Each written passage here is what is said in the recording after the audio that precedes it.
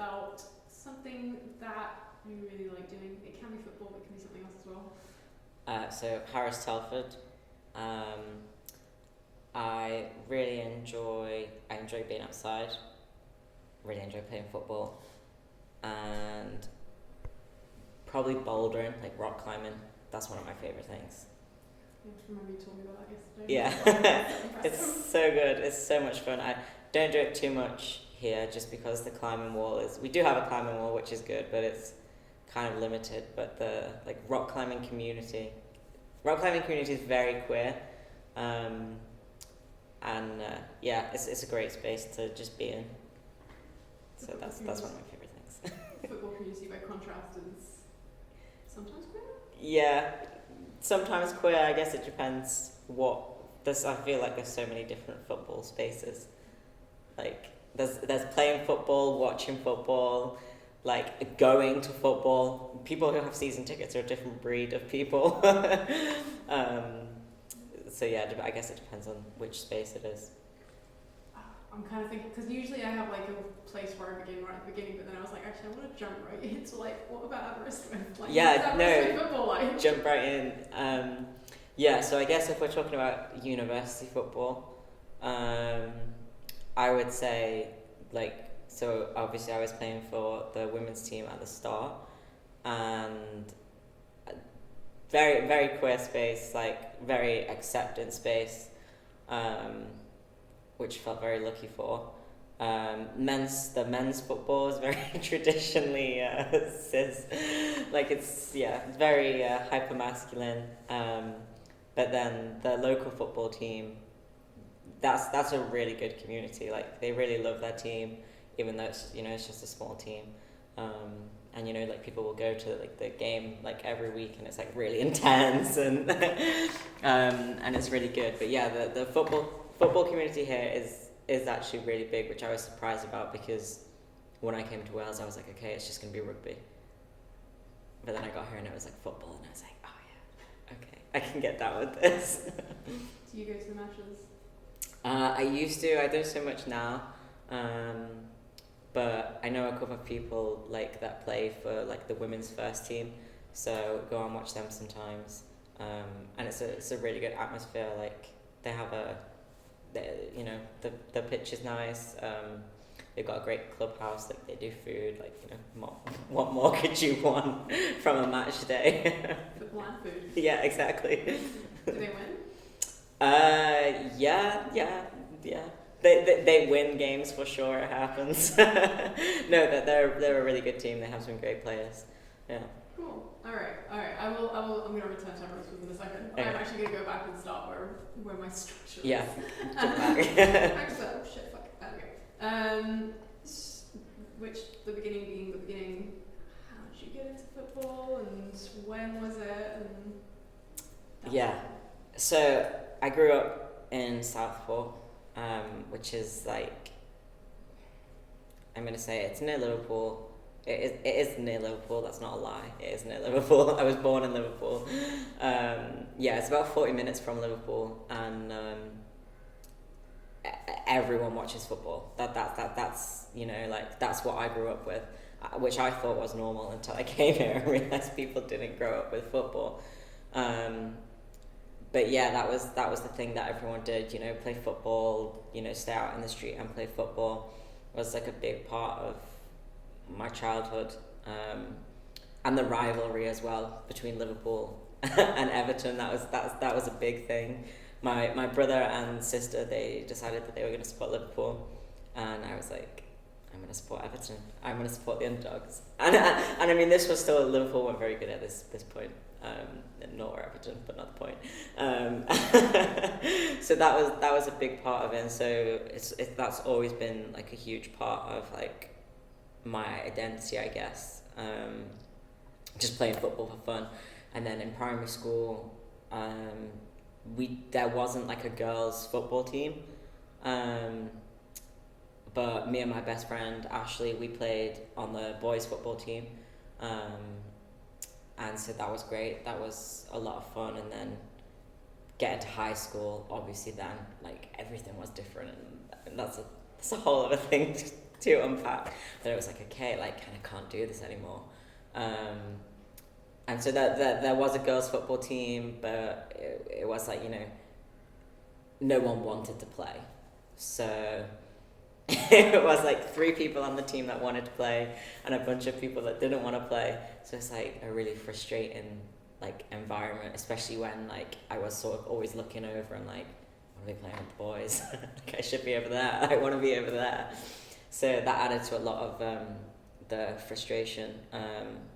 But we ended up joining a club called Birkdale United, and we played there. Me, a couple of my friends, my sister, and it was great. It was so much fun. We would like go to tournaments all the time. Like everyone was like tomboy, so it didn't feel like weird. Although I remember when there would be like awards presentations, and obviously this isn't a point where you don't really see anyone outside of their football kit. So in my head I thought, yeah, we all want to be boys, great. And then I remember the first awards presentation, and everyone was like wearing makeup and had like really like feminine clothes on, and I was like, what? I was like, are you joking me? Have you all lied to me? I was like, what is this? Why are you doing this? And that was like the first point of my, oh God, like maybe I'm different. But I guess back to the question of how did you get into football? I literally just feel like it just happened. Like it was just a natural sort of progression. Sorry, complete side note, but the like suddenly realizing that you're the odd one out is Yeah. such a real experience. Being like, Yeah. I thought like for me it was more like, I thought we were just like blobs. Yeah, I was like, are you kidding me? Now we're doing this? Mm-hmm. Sure we want to be doing this? I don't think we want to be doing this. Yeah. It was like, I remember like, I think I'm going to say it was like the 3rd or 4th week of high school, and 2 of my best friends, like, we'd all been wearing trousers. The only people in the school probably that were wearing trousers, and I was like, yeah, this is great. And they were like, we're going to wear skirts now. And the betrayal, like the devastation. When I was in tears, I was sobbing, like I could not believe that. I was like, I have to do this. Like, oh my God, I can't believe this is something I have to do now. And so then I started wearing a skirt, and it was just absolutely awful. But that point of realization, like, oh my God, yeah, that was awful. I mean, sports generally, but just football as microcosm for this one. Mm-hmm. But like, it's such a great place to not have to think about gender. Yeah, exactly. And this was the thing, like when you come out of that environment, people are like, being a bit feminine. I was like, yo, what's going on? This isn't right. We're supposed to play football. Just wanted to clarify things. So were you actually on the same team as your sister? Yeah. Oh wow. Yeah. Me and my sister, like we played on the same team, and with my best friend Ashley and another really good friend Ellie. We would all play on the same team, like go to church. Like after school, we'd finish school, and then if we had football training, we would cycle to football training, have football training, and then like probably like cycle back to our friend Ellie's, because she lived down a cul-de-sac, and so we'd always play football there. And I remember one time we were playing Kirby. You know the game Kirby? It's a very like British game. You'll know what it is. It'll just be a different word. So it's like you have to like throw or kick the football, and it should hit the curb and bounce back. So we were playing that game. So we were doing it where you had to kick it. And one of our friends who didn't play football, she went to kick it really hard, and she kicked the floor instead.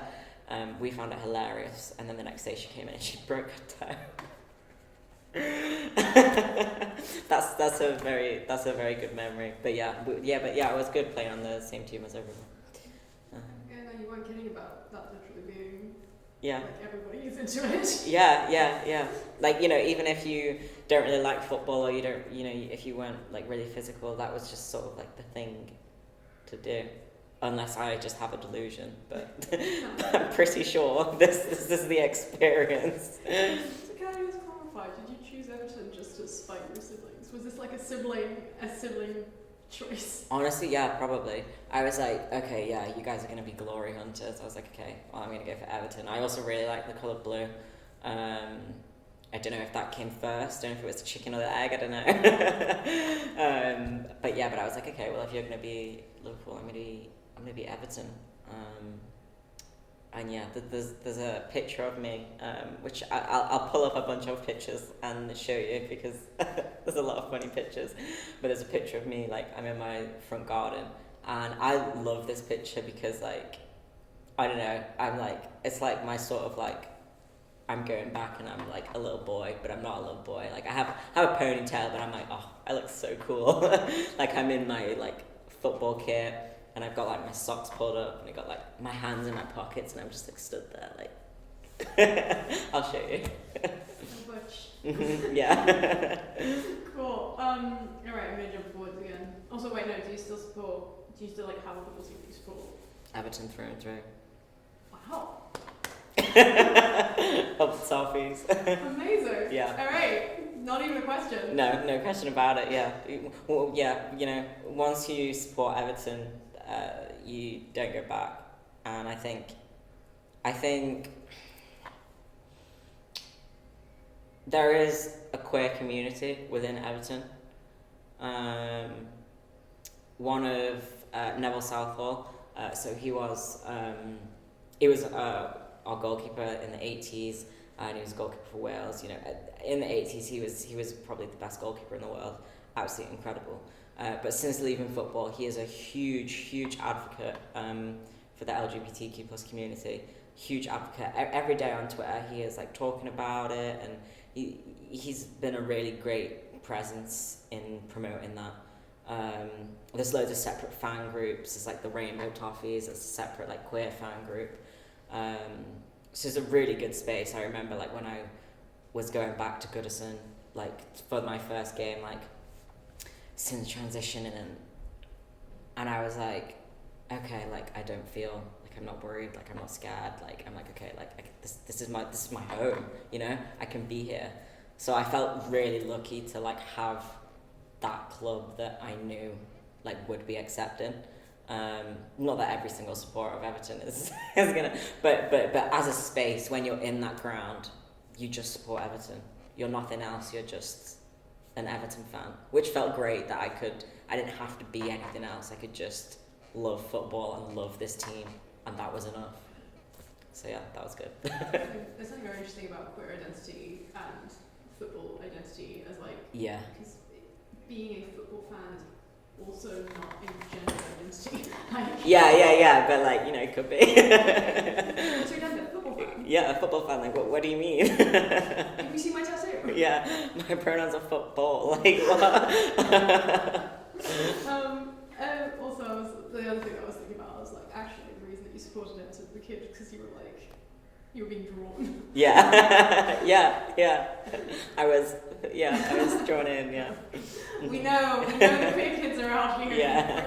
Let's go get him. It's nice to hear that there's a mainstream club that actually seems to be like creating a space for queer fans. It's really good. It's really positive. And I think that I always knew that it was there, but then I think once, I don't know, I guess maybe I just like took it for granted, but now I see like, okay, like this is really good. Like this is, you know, way ahead of its time.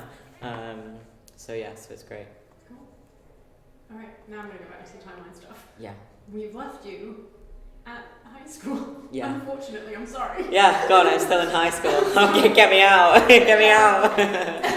All right, so you joined the girls' football team and it kind of sucked. Yeah. Sucked absolute ass.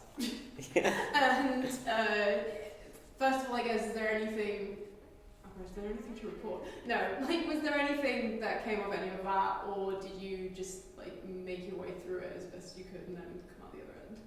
Yeah, I just made my way through it. I guess I was very much in the headspace of I know that this isn't right. I know that something doesn't feel right, but I have absolutely no idea what it is. So I'm just gonna get on with it.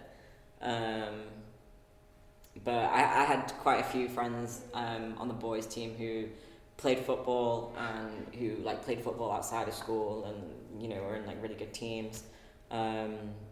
so I would like go and like play football with them. Like I remember I had a game coming up for Birkdale, and I was having to play in goal, and I enjoyed playing in goal. When I had a defence that wanted to defend, and so I remember like I was like, oh, like will you like come down to the field and do some training with me? And so he was like, yeah, that's fine. So we went and did that, and like that's probably one of my like best like football memories, like just because I felt like I was in the right space, like I was being like treated right, like I was like I wanted to be in an I just wanted to be in an aggressive space that wasn't like that felt like authentic football, like it wasn't trying to be girls football, which like we were saying has to be softer and has to be more gentle, and it's a contact sport, but it's not I wanted to be in a space that I grew up watching, so that was really good, but yeah, through high school I just got on with it. I just went through it, and then I guess when I got to college there wasn't a space to play football. It was just a small college. There wasn't like a football team for the college, but we had a I'm really just remembering this now, actually, memory unlocked, but it was like sort of I think it was like for like a charity game or something, and no one else on my, I think it was only me and this other girl on my course, and everyone else was cis guys, and my friend, like you would not see her playing football, so I played football with the lads in this game, and it was great. It was so much fun. It was very manic. It was like in a hall on that like hard, like I don't even know what the material is, like you know what I mean, dusty hall floor. So it was on that. So we can like slam down, and it was great. It was so much fun. But yeah, so I guess I was like 17 then, and that felt really good. But still, I was like, ooh, what is this? Can't quite piece it together. I was just gaslighting myself the whole time. Just want to be on the boys' team because the boys' team is better at football. Yeah, exactly. But yeah, and then when I came to uni, I was like, I knew I wanted something to change. I knew I wanted to be like someone different. But still, I was like, what is this? And so, yeah, I guess it's the first year I was just completely vacant. Yeah, right. Yeah. I was like, we're not going to get into first year, but yeah, first year was completely vacant. Second, and then obviously COVID hit in March of my first year, so then everything stopped, everything went to COVID, everything went to online. Throughout second year, I kept looking at the football teams here. I was seeing if there was a mixed team. There wasn't. So I was like, okay, whatever, I'll join the women's team. Let's go through this again. And then third year came around and they started training again. So I was like, okay, like whatever, like let's do this. I was like, let's just go for it. Let's just try and get through it. And at first it was really good because I was really happy to be in like a football space again. I was happy to be training. And then I was like, oh, it just feels weird, It's like when everyone plays football, like they love it and they come out of their shell, and you see this confidence that people have when they necessarily don't usually have it. But I just like went completely in on myself because I was like, I shouldn't be here, like this is wrong. And so I had like no confidence on the pitch. I just had no confidence in myself. But I loved everyone on the team and I loved playing, but I was like, this is wrong. But still, I was like, what is it? Carried on ignoring it, and then it was like, coming up to like committee, and it was like, okay, like, and everyone was like, oh, like you should go for captain. And I'd sort of been thinking, I'd sort of crawled into trans space and was like, unless I can completely gaslight myself, this is something that's going to happen. And And so I was sort of hesitant about going for captain because I sort of knew like what was coming, but I was like sort of too scared to completely commit to it. So I was still trying to do both things. And I ended up going for captain, and I got voted captain. And then right before the season was about to start, like, you know, I'd spoken to a bunch of my friends about it. I'd spoken to my sister about it a lot. And I was like, you know, like, I'm going to transition. And I was like, okay, like, I need to like, you know, be open with everyone about this. So I spoke to everyone else on the committee, and I was like, look, like, this is something that's going to happen. I'm going to start presenting as male. You know, obviously I'm not going to take hormones straight away because, you know, issues. And I was like, you know, whatever you guys want to do about it, whatever decision you make, I'm fine with that. And they just said, we don't care, we want you as our captain. So I was like, okay. I was like, okay, I'll carry on. And I was like, okay, we've told all of them, now let's tell everyone else on the team. Told everyone else on the team, the committee backed me up completely and was like, you know, this is the decision we've made, we're happy with this decision. Everyone else was super supportive, like I was so lucky. And so that was that, you know, season came around, all new players came in. The first training session, I just said, look, my name's Harris, my pronouns are he, him. I said, you know, obviously you wouldn't usually have a trans guy captain in women's football, but this is how the cookies crumbled.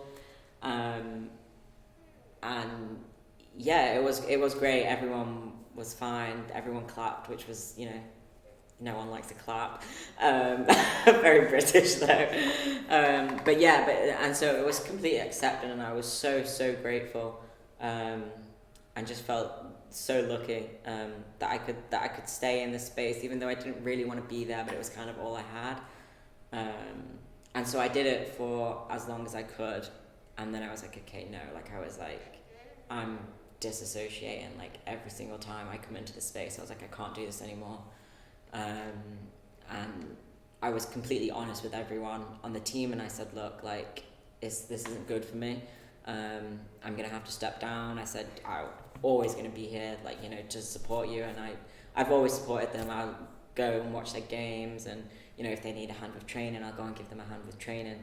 But I said I can't be involved with this anymore. And so I stepped back. And then this guy who had been coaching us, Roy, he, like, I'd started doing coaching through like the development centre, like with him and stuff, and so I just carried on doing that. And it was really good to stay a part of football, but I guess to just be coaching and to not be in a gendered space, I guess, to just be someone who's coaching, like, so yeah, so that I guess that's where I'm at the moment. Which is really cool, and it's like really promoting women's football, like round here, and just like local football. So yeah, so it's really good. It's a really positive space. Yeah. Okay, just wanted to follow up. You are now coaching which team? Yeah, so what there is here, which is really cool. I don't know if anywhere else has this, but it's a development centre, and so they start coaching boys and girls from, I'm gonna say, like under fives, under sixes up. So, you know, get them in really young, and the aim is to keep them in the development centre and develop them all the way up through to the first teams. So it's really, really great. It's a great strategy to, you know, keep local kids in football and to actually develop them. I'm just looking at your socks. Are they Keith Haring socks? They are Keith Haring That's socks. so cool. Well spotted. Yeah. So I coach sometimes the under 10s and like the under 12s.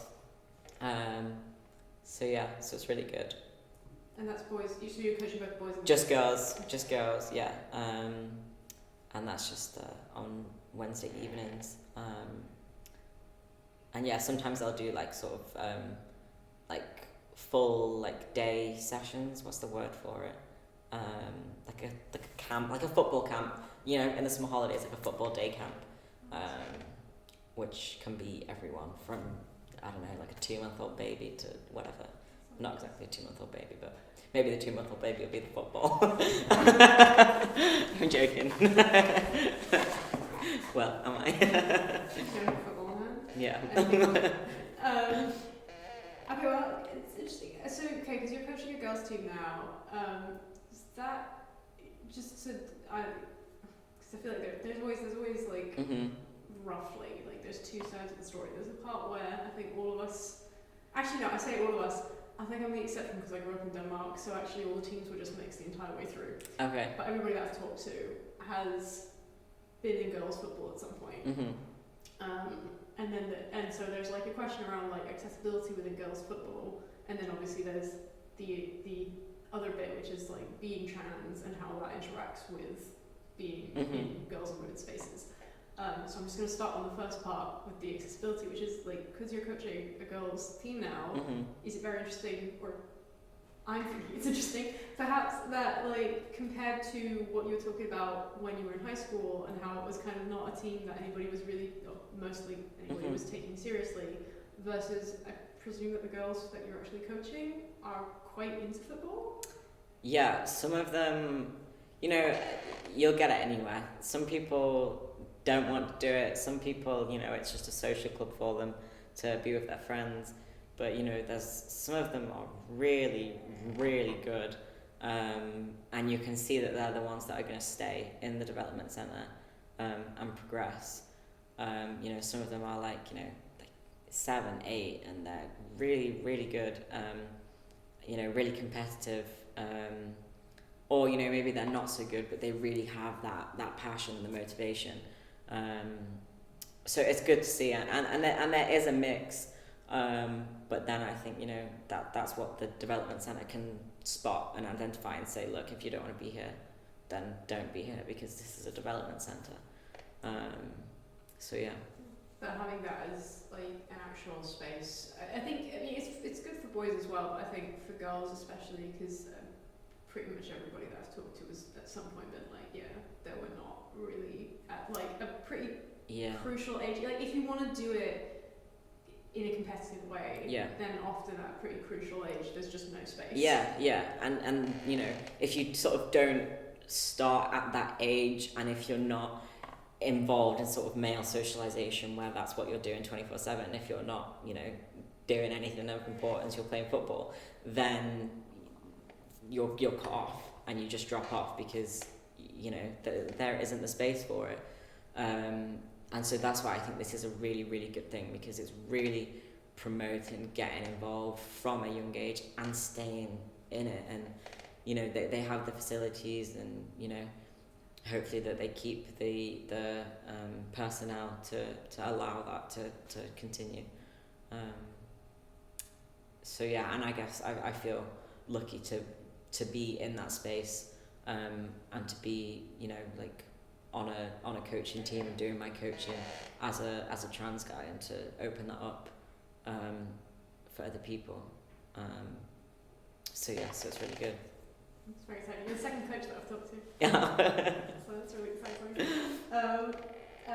Does it actually on the note of being trans, which is shocking, no, does it have like does it have anything in place to support potentially, because like there are kids who realise they're trans or want to like try out different gender expressions and different ways of like however they feel about their gender at a pretty young age. Do they have anything in place around that? No, not at the moment, no, not that I'm aware of, but I'm hoping that this is something that I can sort of bring about and talk to the coaching staff about, and sort of, you know, not to necessarily create the space, but to just have the idea in place ready for like when it does happen. So I don't think it needs to be anything strict. I just think it just needs to be something that's allowed, and that's accepted. I don't think it needs to be anything strict, at least in my opinion. Yeah. that's that. Yeah. So hopefully this is something that can come about, and that can come into place soon. But I think, you know, this is still despite everything, it's still a very traditional town. So, you know, it can be quite conservative, but it's also a very accepting town. So, yeah, I think it will happen soon. Changing things bit by bit. Yeah. X amount of years ago, they did not have a transgender coach. So. Exactly. So it's good to see just these minor progressions, because, you know, that's what makes big things change, even if it feels small. That's how it happens, isn't it? Yeah. Okay, so there's like 3 parts to this question. So Mhm. maybe I'll just ask all 3 of them, and Okay. if you forget halfway through. Yeah, I will. Yeah. But it's basically to do with like, let's assume that things go really well with trans rights. Opening our minds to that as an idea. Okay. And in like, I don't know, 50 years or something, there's like a very different kind of setup for how football is done.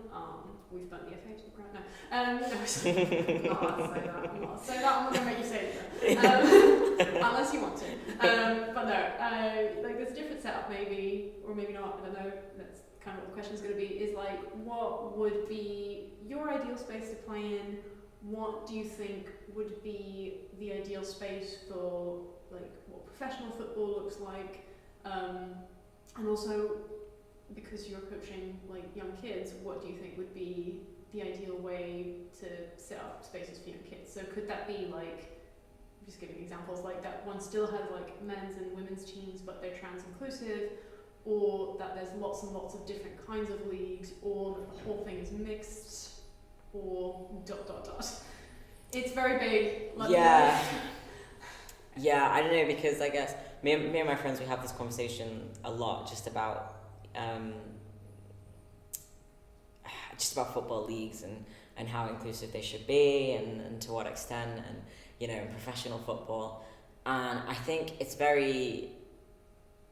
the issue with, like, I think why I struggle so much with this question is because I have grown up with the Premier League, absolutely streamlined Premier League men's football, Premier League men's football, Premier League men's football, and just that, you know, like I watched women's football a bit and I went to the games, but it would always be men's football, Premier League. This is the big thing. This is the most important thing in the world.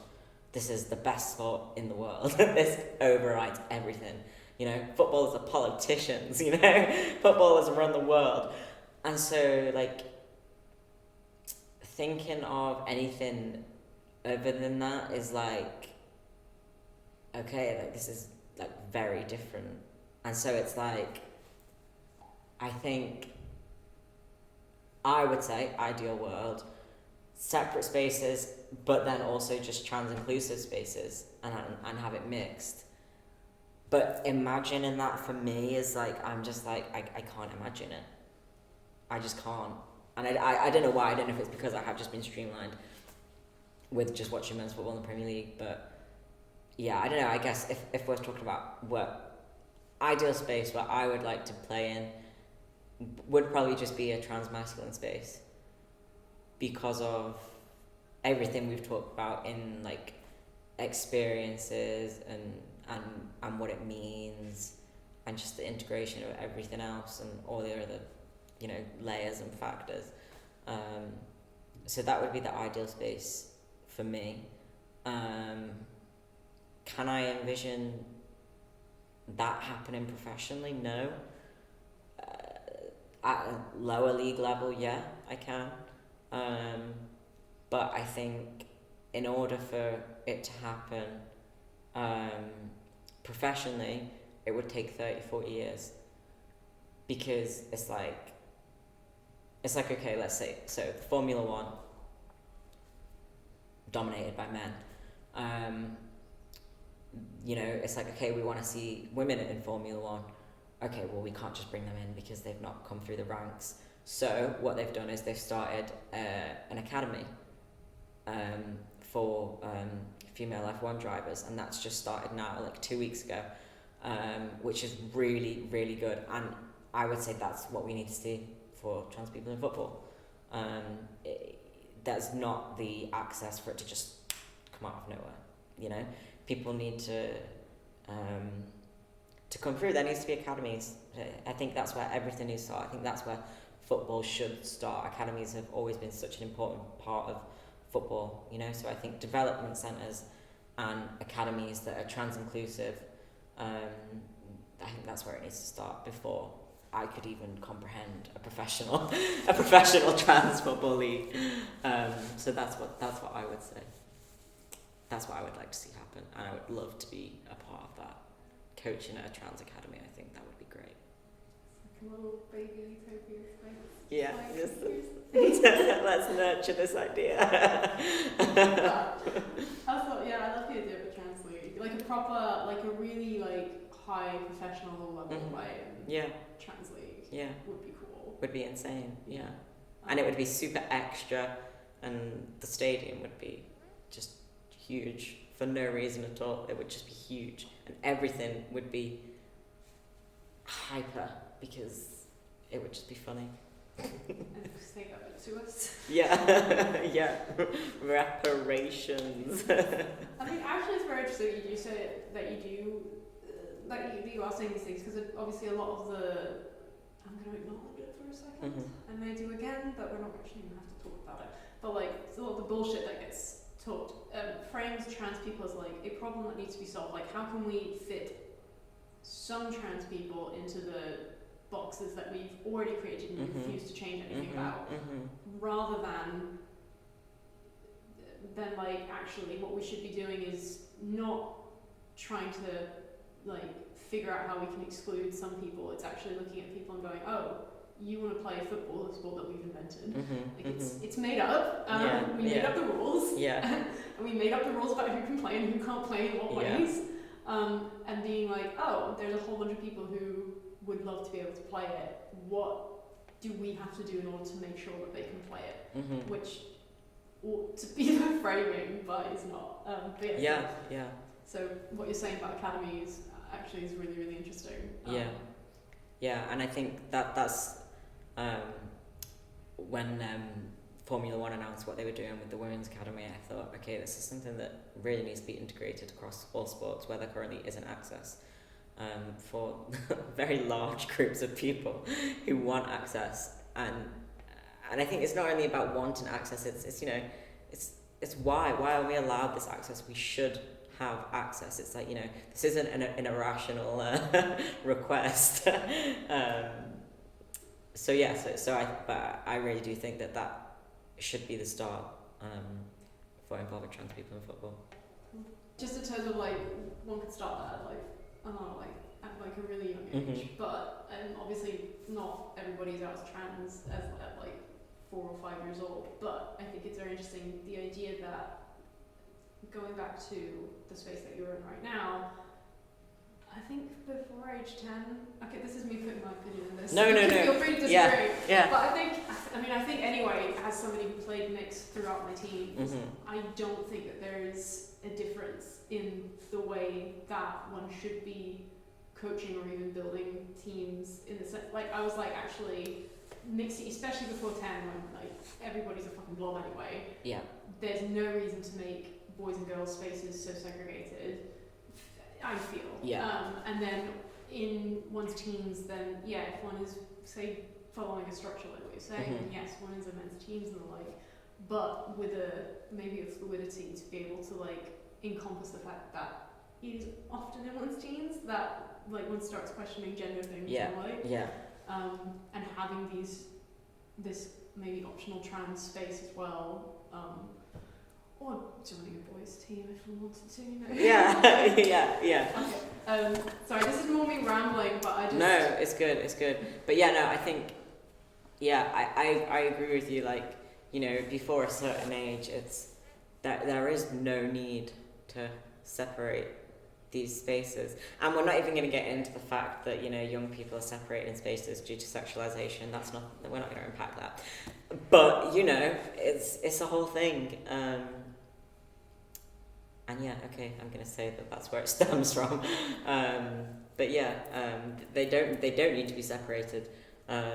There's no reason for them to be separated, and I think it's because, it's the idea that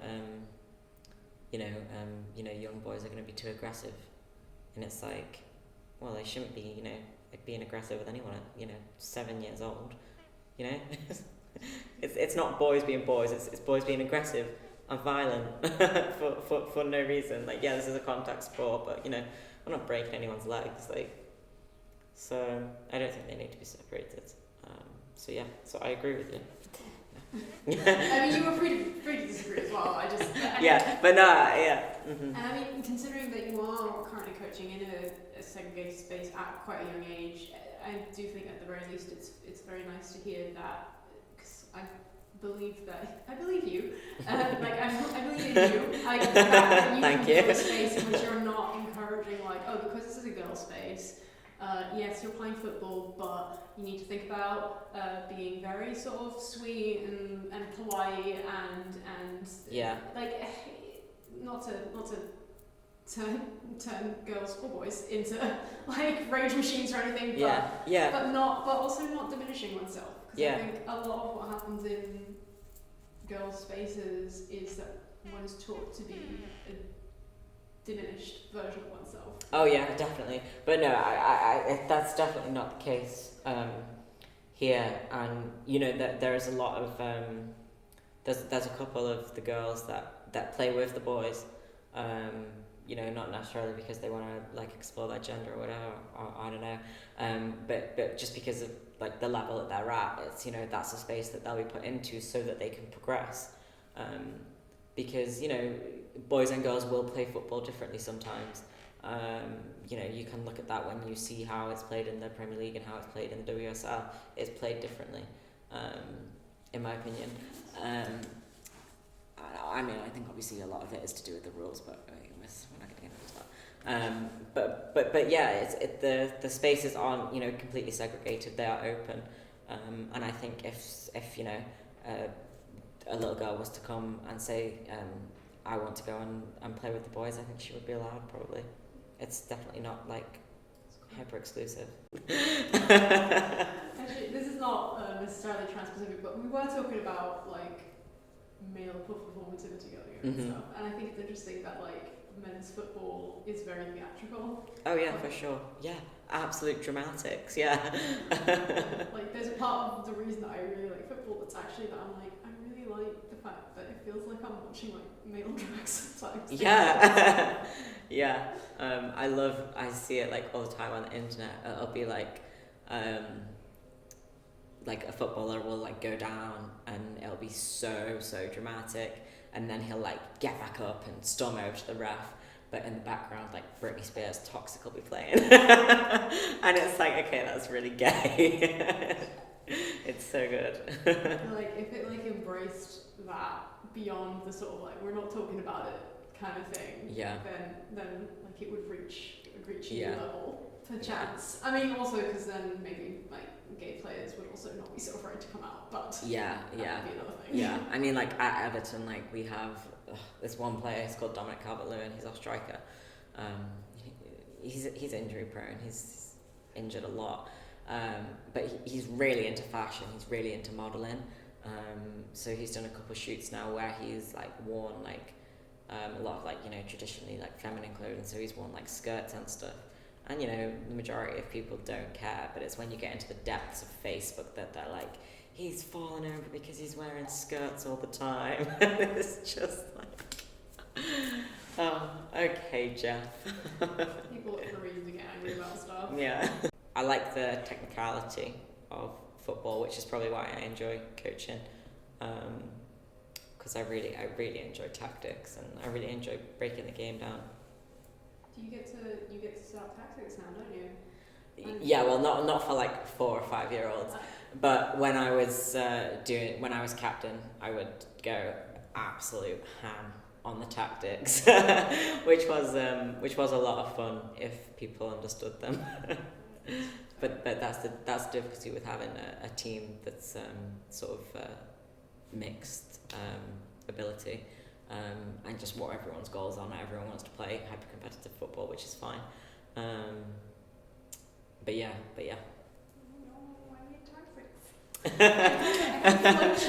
I have my whiteboard. Yeah, I got a whiteboard as well, and with magnets, so that was lots of fun. Oh, like really? Yeah. Alright, well, I guess since we're on like your kind of team, you also mentioned the transmasc team earlier. So I feel like I'm probably just going to repeat you. You're just going to have to be like, yeah, that's what I said. But like, Yeah. so like a transmasc team that plays competitively in a form of league would be your ideal, like 11-a-side. Yeah. But you know, even like, let's have some classic 5-a-side, you know? Everybody loves 5-a-side football, I think. Maybe they don't. But it's fast paced. I think it's a great way to get into football because you're just forced into it, you know? When you're playing 11-a-side, if you're not very good, if you're new to football, if you don't understand the game, you'll just get lost. You'll just get completely sucked out and you'll get lost. Whereas 5-a-side, it's so small, you're just forced into it. You're either going to have someone just come running at you and you have to tackle them, or the ball's going to land at your feet and you've got to send it forwards. So anything. It doesn't have to be 11-a-side. Can be anything. It could just be a small football academy where you go on a Saturday and you just train, and there's coaches there on hand, and you can speak with them, and you know,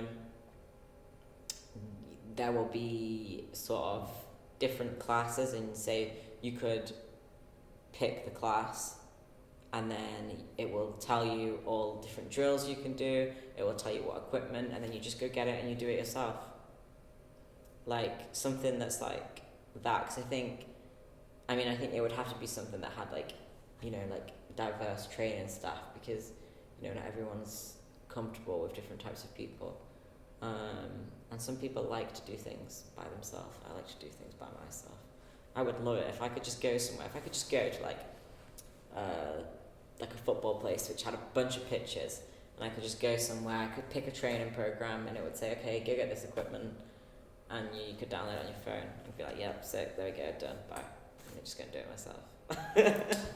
but now we're getting into advanced technology and stuff. And yeah. We're talking utopias though. Yeah. Well, this is a utopia, so yeah. But yeah. Did you hear about the team that played down? Yes. Yes, I did. Yeah. I only saw it because I seen it on TikTok, and I was like, what? I was like, seriously, this is in the UK? It's like, are you joking me? And I looked into it more, and anyone can apply. Anyone can apply and play. So I was like, oh, maybe I'll do that. I think I've talked with a few of the people who were playing on the day, because I don't think that we're that massive of a community. Yeah. But that being said, like one of them mentioned that there's a Slack now and there's like 200 people on it. So I mean that's around the country, but like 200 people is enough to make a league. Wow, that's enough to make a league. Yeah, I literally had no idea about it until I seen it on TikTok, and then I saw a couple of articles, like literally one or two. But yeah, I didn't see it broadcast anywhere. Which is interesting because it feels like it's. I mean, this might just be because of the way that I'm talking to people about it. Because since it happened, like every single person I've talked to, I've been like, "Hey, so you heard about this thing?"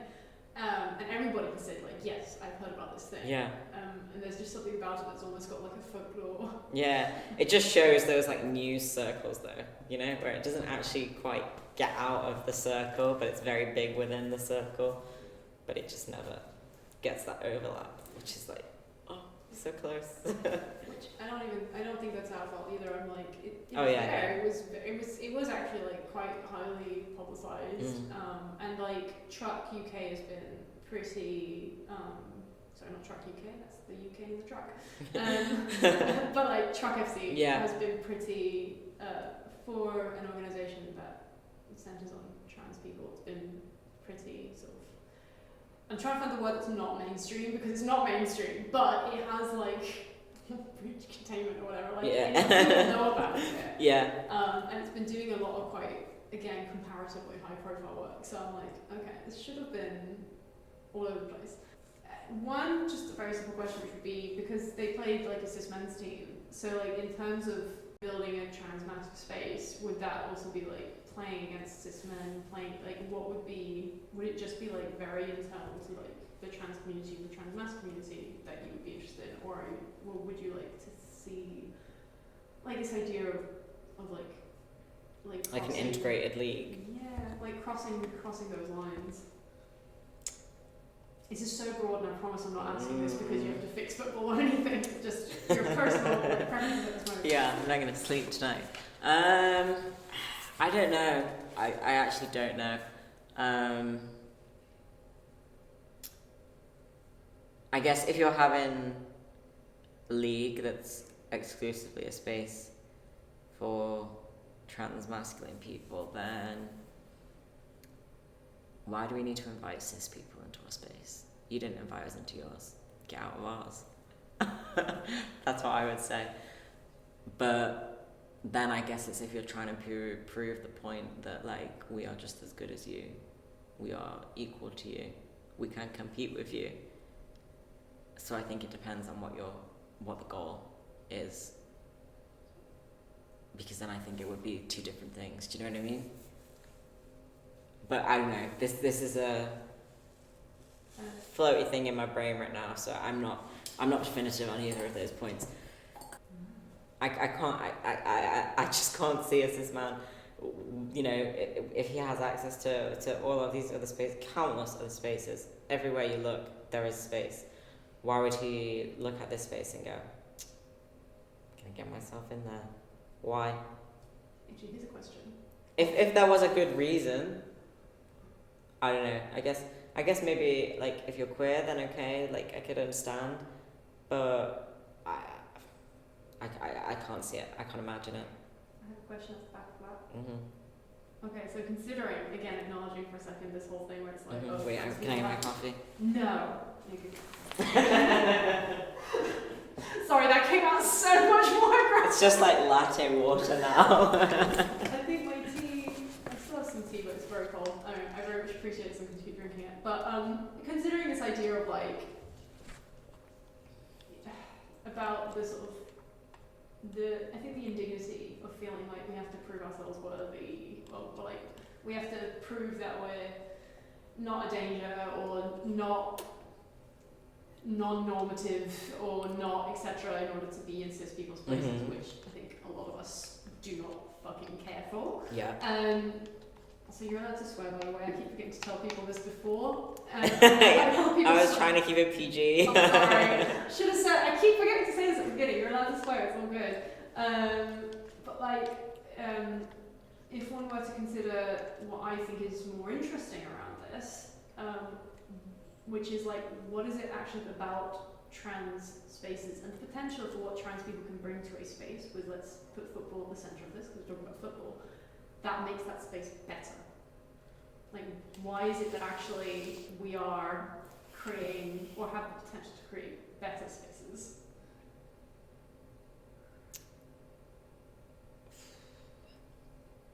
Sorry.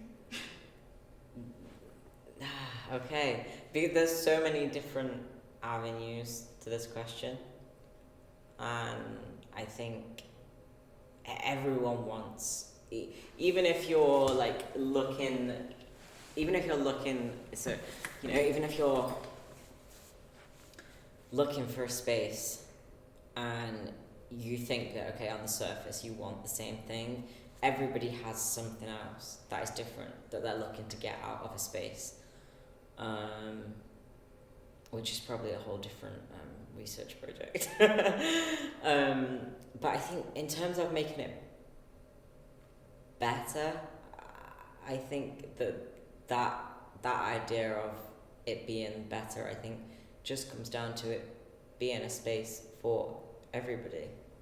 I think that's what makes it better, that people can access it, and then it's not just closed off to certain people, and then in that the space becomes better because it's an open space, and it's a space of, you know, a really deep understanding of circumstances and struggle as well to get to to get to that space, and understanding of experiences and shared experiences, and how that can bring people together, and how that can bring a team together. You know, like that's like at the absolute core of a good team. So a football team of transmasculine people, unstoppable.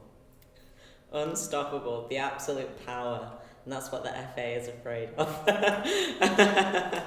Storm the Premier League.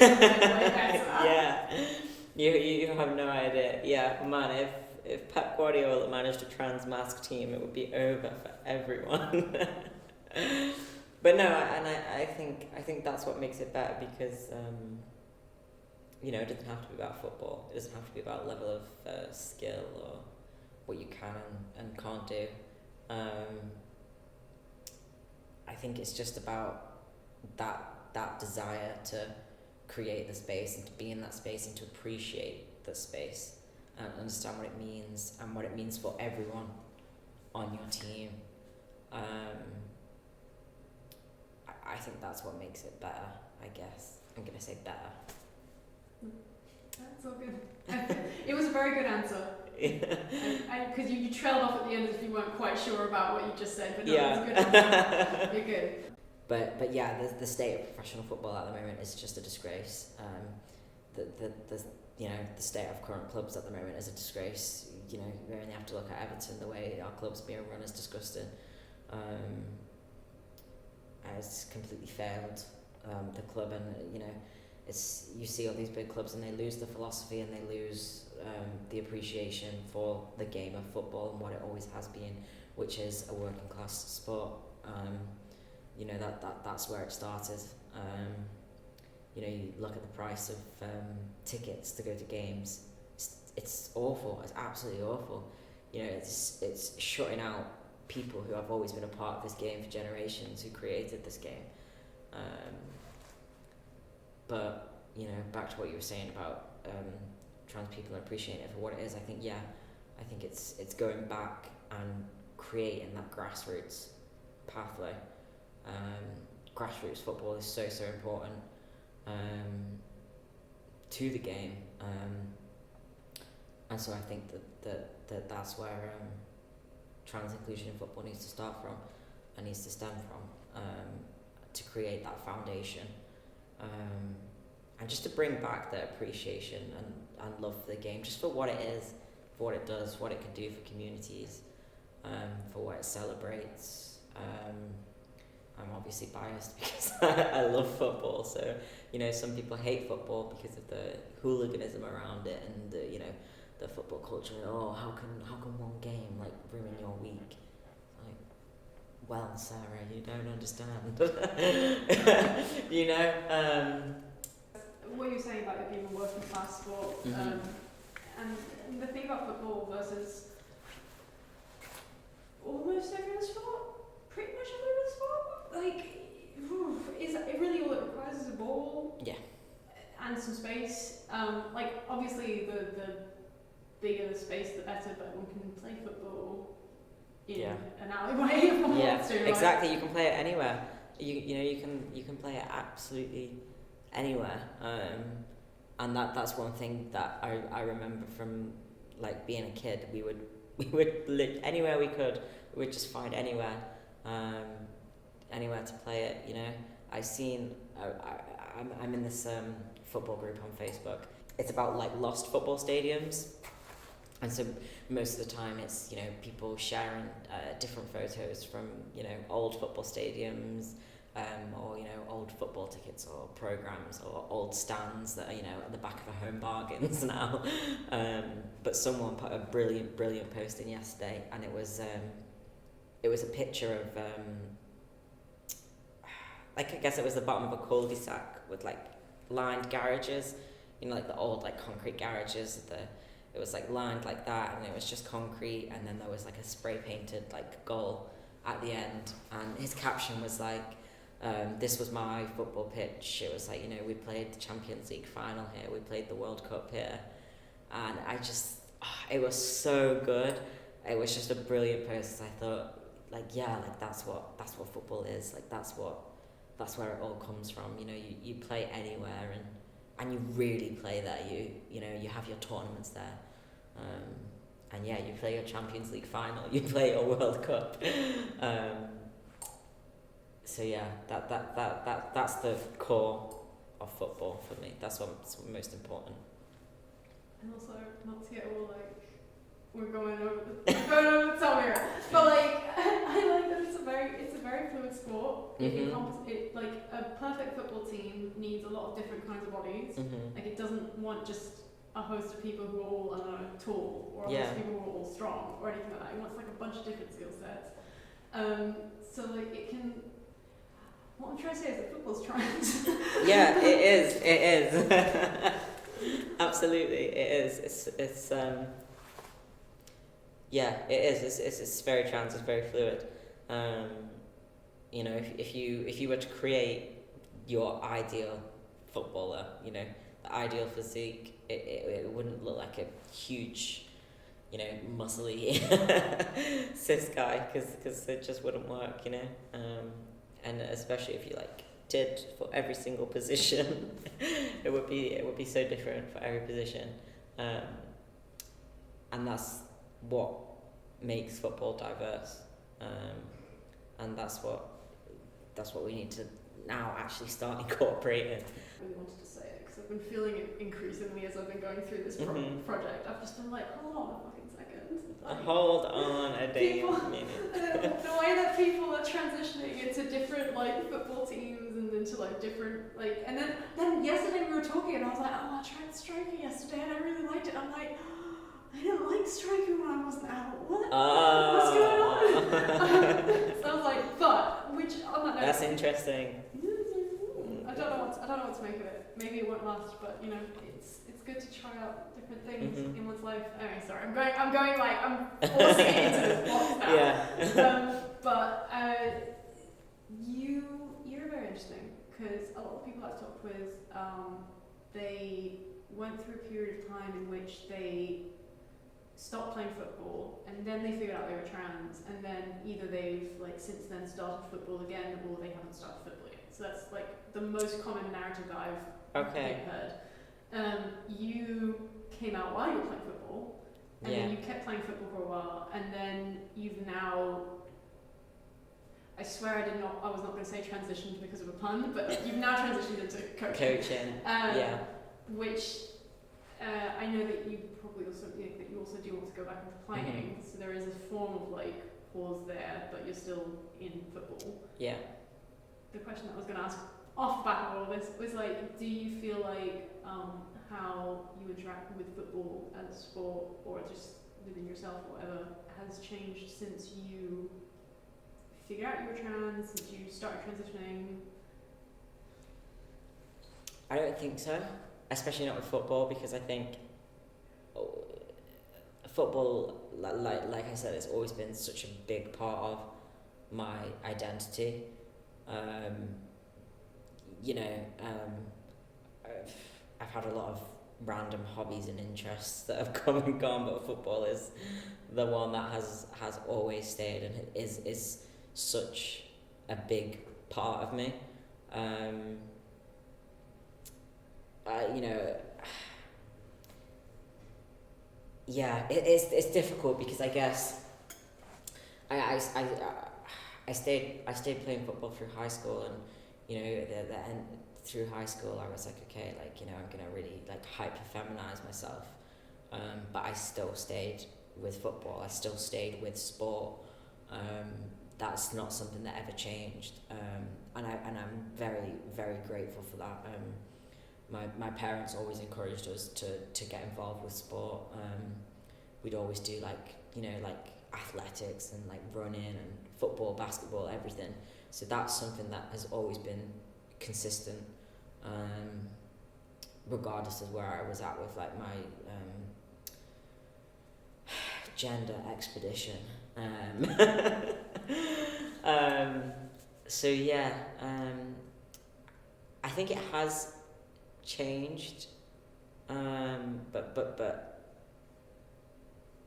and I don't think it's, maybe it's changed in the way in which I experience it.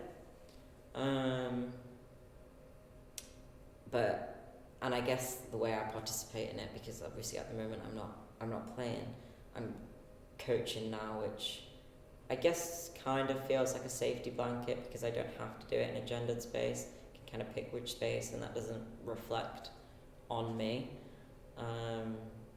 So maybe it's just a safety thing. But I just really enjoy coaching, and I think that before I transitioned, I didn't feel open to that, which I think maybe is, I would say, might be a different experience for most people. Because I guess it was sort of, there's the classic stereotype, women don't know anything about football, you don't see female coaches a lot at all. You see it a lot more now. Some of the best coaches in the world, are female. But I guess I felt a lot more, I had access to that now. So I guess maybe I would say that that's how it's changed.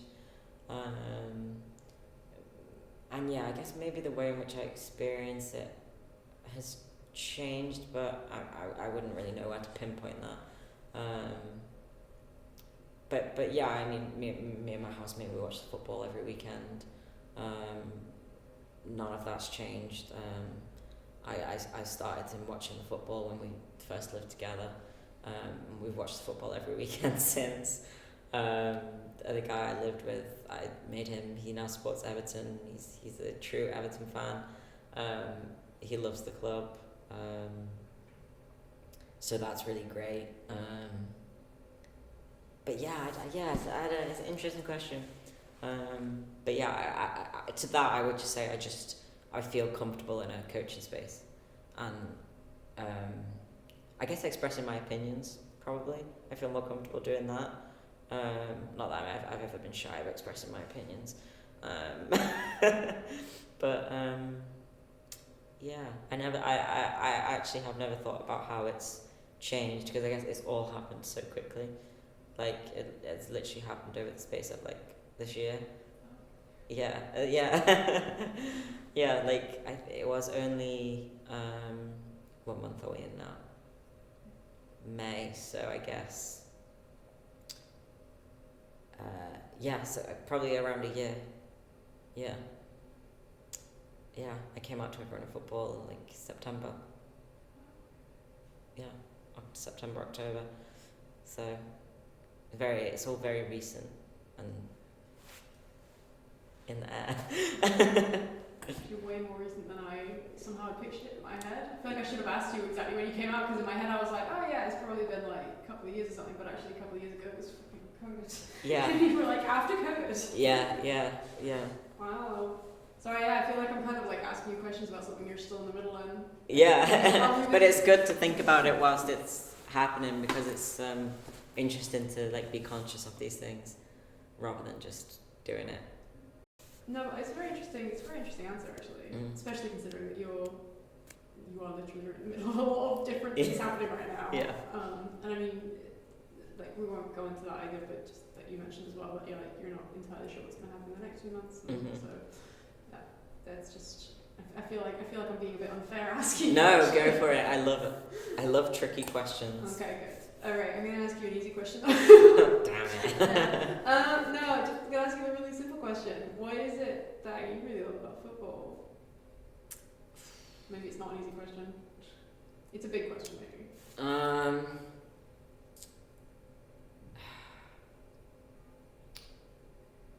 Yeah, I mean, I guess where I grew up, it is such a big thing, and it really is such a culture, and you see how football gets passed down through generations.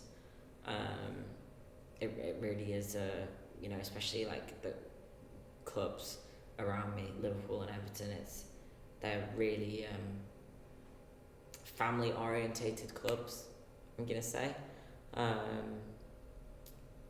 And so I really enjoyed that aspect of it.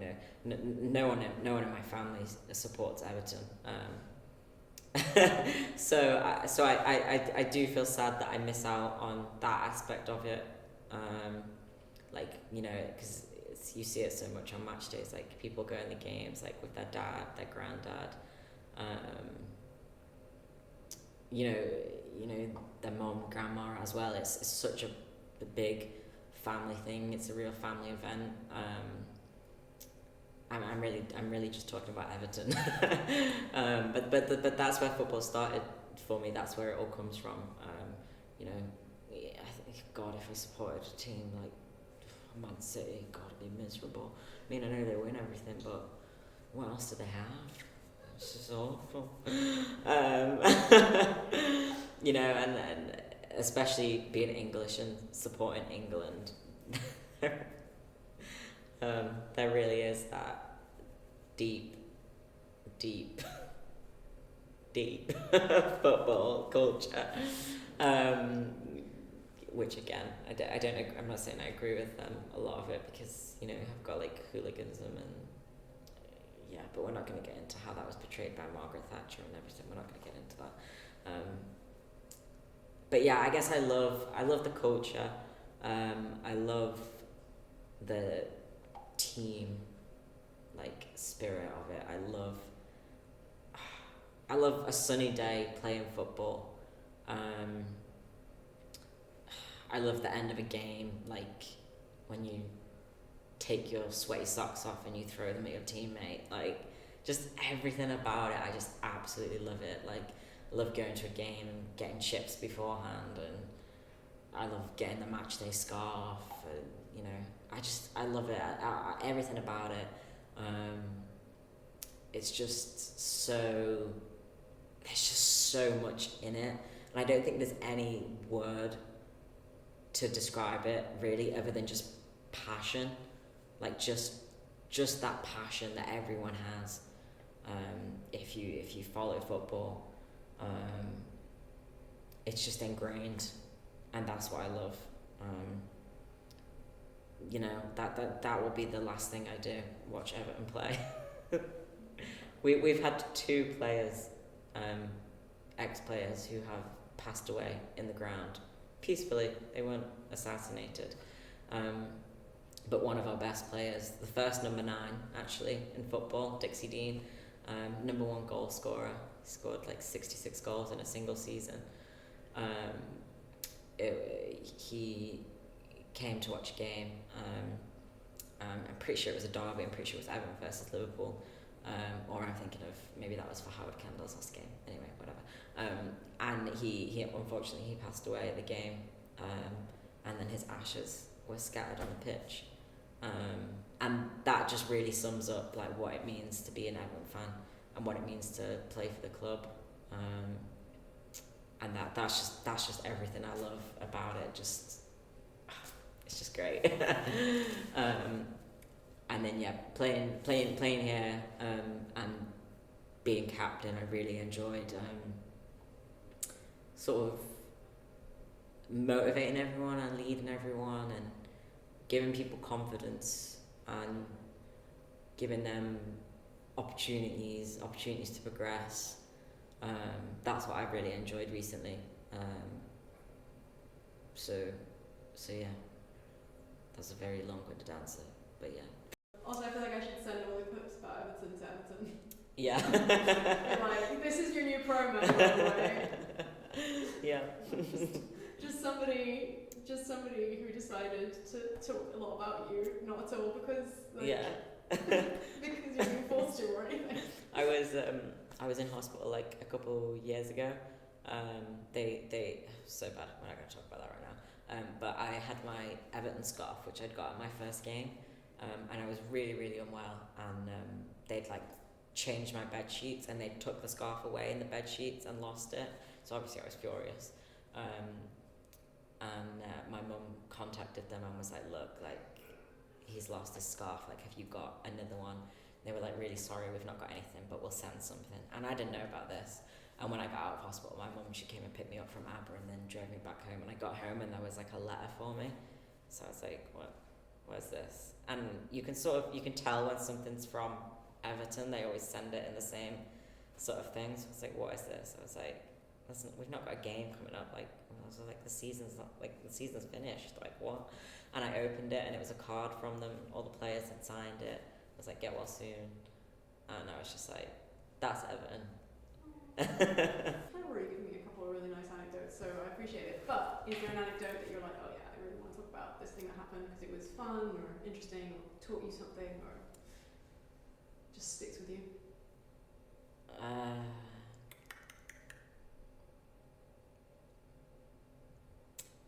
Oh God, I don't know. I remember when it was like coming to the like point where I think it was my last game, and I knew it was going to be my last game, but I hadn't told anyone. And it was a really tough game. It shouldn't have been a tough game, but it was a really tough game. We were playing on an awful pitch, really, really bad pitch. We usually play on Astro, so it was a horrible grass pitch. It was like just holes everywhere. It was awful. It was like breaking your ankle, like running around, like that kind of. And it was like super hard as well, because it just hadn't rained at all, so it was like really hard. It was just awful. And we were losing like 6-1, and I was just like, God, I just want this game to be over. And like, everyone is pushing and pushing and pushing, and I was like, oh God, I just want this game to be over. But I was like, God, but this is my last game. And it was like, sort of, I knew this was going to be like the last attack of the game.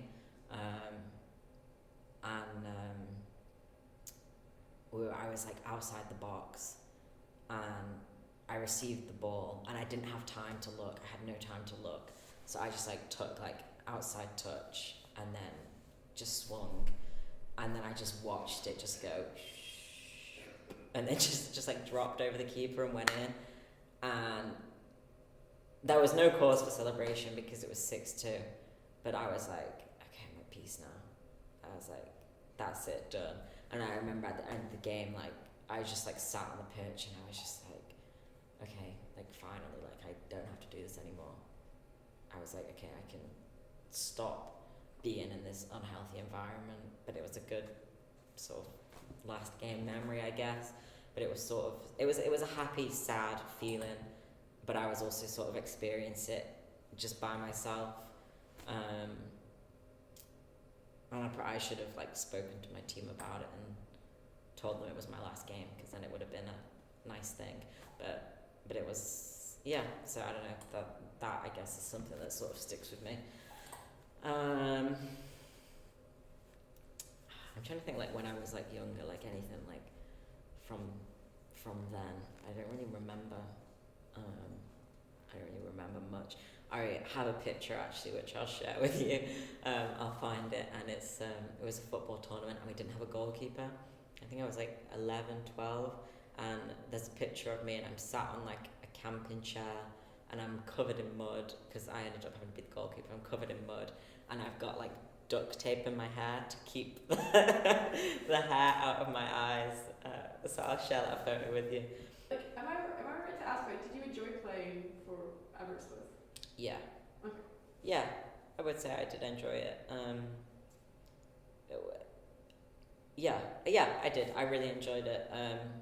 It was a great experience, and the team made it, If I hadn't played with such an accepting group of people, and just such a really good group of people, yeah, it was great. It was really good. It was just at the end when I was like, I just pushed it, and that's absolutely no reflection on the team. That's just, I just pushed it too far, and it just wasn't healthy for me anymore. And yeah, that's no reflection on anyone. It's just what happened. It was just a natural sort of progression, and I'm fine with that. I have no, I don't have any regrets. No animosity. I feel really lucky for the opportunities I got. I feel very lucky that they gave me the chance to still be their captain and to captain them. we came second overall in the league. So yeah, I'm really happy with it. Very happy with the experience. Really proud of it. It sounds like it. Like I don't want to put words in your mouth, but you can say no, it wasn't. Yeah. But like it sounds like it might have been a good place to start that coming up journey, maybe. Oh yeah, no, absolutely. I think I couldn't have done it in a safer space. So yeah, it definitely was, and if anything, that probably really kick-started my journey. One of the other players, a good friend of mine, her brother was trans, and it was crazy because it turned out we had so many insane similarities. Like, so I'm a triplet, and she was also a triplet. And we figured out we were triplets when we were in the gym, and it was just insane. Like, we were just like, oh my god, I can't, like, neither of us had met other triplets before. And her brother was trans, and so when she started talking about it, then I was like, okay, like, maybe I'll speak to her about, like, gender stuff. And so I started speaking to her about gender stuff. And so she was a great, like, person to have to, like, go and talk to about stuff. As well as, like, a bunch of other people that I had, and was really lucky to have a good support network. But having the group of football girls was for sure super positive. Yeah. I'm glad about that. Yeah, it's never perfect, but it's nice to have a place one can talk about it with other people. Exactly. Cool. So yeah. I'm gonna head into the 2 last questions now. Okay. I don't know why I'm building them up so much. Ooh. They're not that. Yeah, let's go. Cool. The first one is just super broad, take it however you want.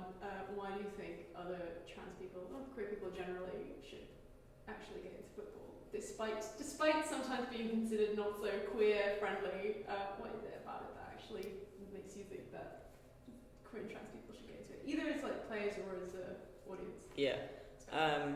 Because I think everything about football is about community, and that's what queer people are constantly seeking, community, and that's exactly, in my opinion, what football gives. So that's why I would say community. Such a great succinct answer. I'm not going to ramble on because that's all I think there is to it. Community, I think, above all else. Yeah. Brilliant. Cool. All right. So actually, the last question is not really, it's not a question, but it's just like, is there anything that you wish that we had the opportunity to get into, or like something where you're like, oh, I wish I could have talked about this, but we didn't work out with anything that we were saying. And if not, do you have any final thoughts? I don't think so. I think we've discussed quite a lot. God, I mean, there's so much we could get into. Like, I mean, one of the things that just popped into my head is like we talked about before, like the crossover with transness and like neurodivergence, which is then a whole separate space, I think, to be included in, to be aware of. I think as well there's a crossover between transness and disabilities and stuff, and so it's like, then how do you incorporate that into this sort of thing, and how do you make it accessible for everyone that maybe isn't able, or let's say able. So yeah, that's a whole other thing. But yeah, but no, I think we've covered so much, and we've laid down the foundations to contact a building company and construct a academy, which is the next step. But yeah. I'm going to pretend to be the FA and be like, just put it on the tab. How are they going to know? Here's my business card. Stole the passport. Yeah. Cool. Cool. Are you happy with, is there any like final parting words? Are you happy with? You don't have to have them, by the way. No pressure. Yeah, I mean, I hope Everton don't get relegated. Yeah, I mean, this is going to be shown after, but please, don't get relegated. When is it? When's the final match? Sunday. Yeah. Okay, so, good luck. Yeah, thanks. Cool, I'm gonna stop the camera. Yeah. Choo.